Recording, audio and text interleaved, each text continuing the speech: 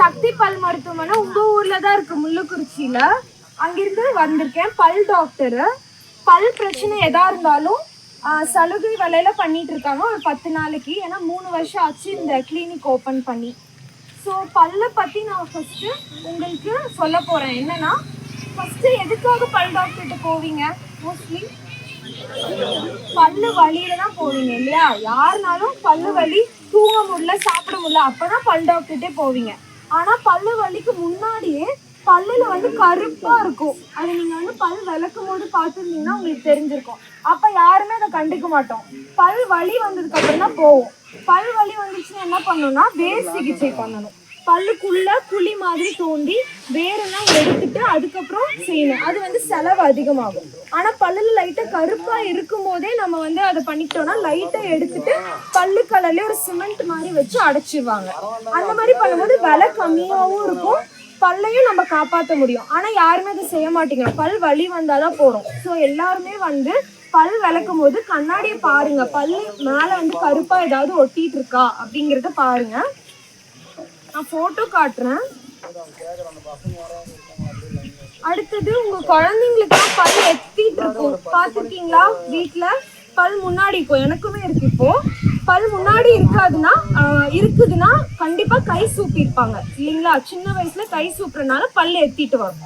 அதை வந்து கம்பி மாதிரி கட்டி பல்ல வந்து உள்ள கொண்டு வந்துக்கலாம்.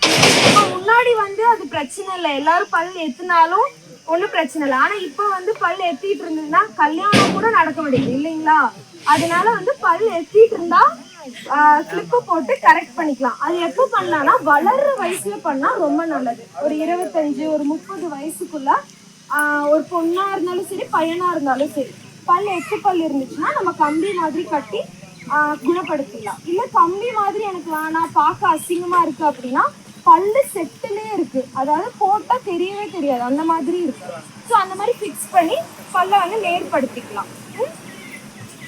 அடுத்தது பல்லுல வந்து காரம் இருக்கும். இந்த வெத்தலை பாக்கு எல்லாருமே போடுவீங்க தானே? பாட்டிங்கெல்லாம் போடுவாங்க. இப்ப கூட நான் பார்த்தேன் 2 பாட்டி வச்சாங்க. புயல தானே அது, புயல பாக்கு தானே. இப்போ அந்த இடத்துல நீங்க நசுக்கிட்டு அந்த இடத்துலயே வச்சுட்டு இருக்கீங்க. அதுல இருக்க கெமிக்கல் இருக்கும் இல்லைங்களா? அது அந்த இடத்துலயே இருந்துட்டே இருக்கும். அது என்ன ஆகுனா ஒரு நாள் கேன்சர் கட்டியா உருவாக வாய்ப்பு இருக்கு. அந்த இடத்துலயே வச்சுட்டு இருக்கீங்க. அட்லீஸ்ட் உங்களால நிறுத்த முடியலனாலும் இடத்தையாவது மாத்துவீங்க. ஏன்னா அந்த இடத்துலயே வச்சுட்டு இருக்கும் போது அந்த இடம் புண்ணாய் கேன்சர் கட்டியா மாறும். சரிங்களா? அப்புறம் பல் விளக்குறது எப்படின்னு நான் சொல்றேன். பல் எல்லாரும் எதுல விளக்குவீங்க? வேப்பங்குச்சி. பிரஷ் யூஸ் பண்ணுவீங்களா? வேப்பங்குச்சியில விளக்குனாலும் சரி, ஒரு நாளைக்கு 2 முறை விளக்குங்க. நமக்கும் நல்லது, நம்ம சுத்தி இருக்கிறவங்களுக்கும் நல்லது. வேப்பங்குச்சியில விளக்கும் போது பிரஷ்ல விளக்குனாலும் சரி, எப்படி விளக்குனாலும் இப்படி தேய்க்கவே கூடாது. இப்படி யாருமே தேய்க்க கூடாது, சுத்தணும். கை எடுத்து இப்படி சுத்தி பிரஷ் பண்ணணும். ஏன்னா இப்படி தேய்ச்சிங்கன்னா பல்லெல்லாம் தேஞ்சு கூச ஆரம்பிச்சிடும். ஒரு ஜில்லுன்னு ஏதாவது குடிக்கும் போதோ இல்ல வந்து சூடா டீ காஃபி குடிக்கும் போதோ உங்களுக்கு யாருக்காவது இருக்கா, கூச்சம் இருக்கா, இது ஜிவ்வுன்னு இருக்கும்.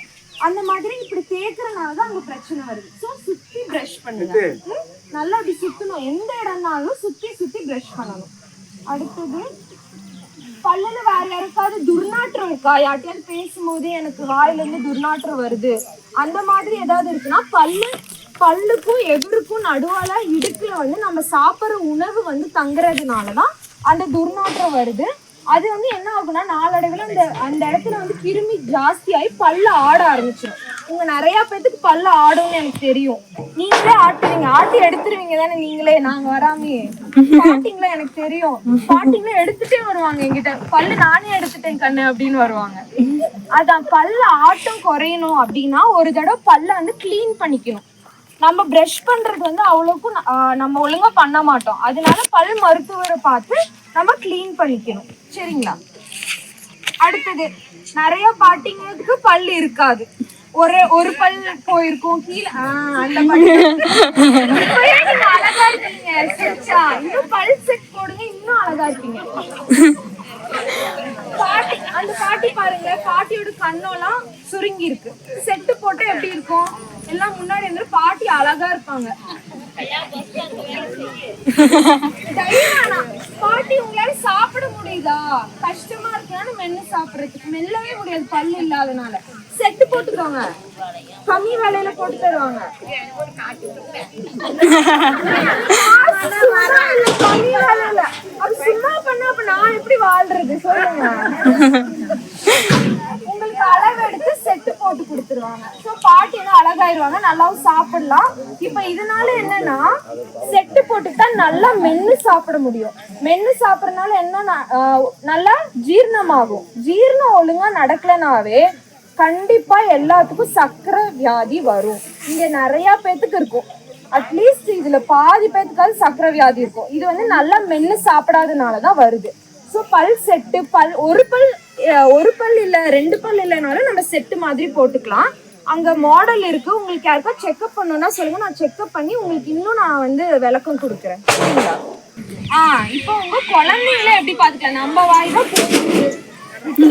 உங்க வீட்டுல அந்த மாதிரி குட்டி குழந்தைங்க எல்லாம் இருக்கும்ல, அவங்கள எப்படி பாத்துக்கலாம் அப்படின்னா, குழந்தைங்களுக்கு பல் வளர்ற வயசு, பல்லு வளர்ந்தோனுமே ஒரு 4-5 பல் வளர்ந்தோனுமேவே நம்மளே பேஸ்ட் வந்து சின்னதா எடுத்து நம்ம ஃபர்ஸ்ட் விளக்கி விடணும். அப்புறம் எல்லா பால் பல்லும் வளர்ந்ததுக்கு அப்புறம் பிரஷ்ல வந்து சின்னதா, அதாவது ஒரு பட்டாணி அளவுக்கு பேஸ்ட் வச்சு நம்ம ஃபர்ஸ்ட் விளக்கி விடணும்.